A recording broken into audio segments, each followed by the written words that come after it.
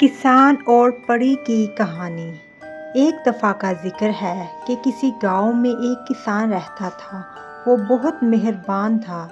ایک دن وہ اپنے کھیتوں میں کام کرنے جا رہا تھا۔ کھیتوں کے راستے میں ایک کنواں پڑتا تھا۔ وہ بہت پرانا کنواں تھا۔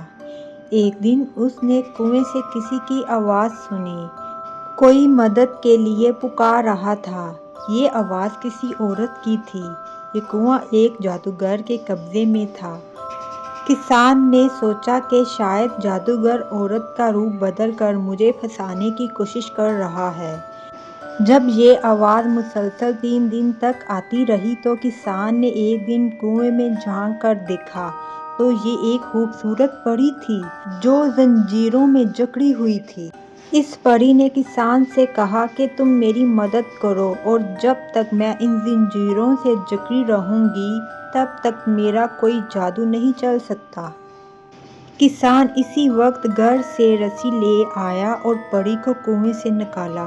جب پری کنویں سے نکلی تو اس نے اپنے جادو کی چھڑی سے کنویں کو آگ لگا دی اور کنویں کے ساتھ جادوگر بھی مر گیا۔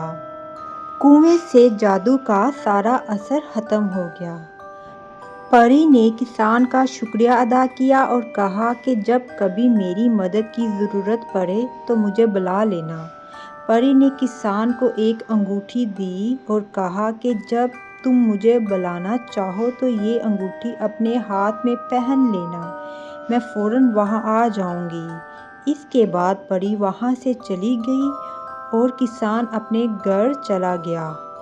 ایک دن کسان کے کھیتوں میں ایک خوفناک بھیڑیا آ گیا۔ وہ کسان کو کھانے کے لیے اس کے پاس آنے لگا۔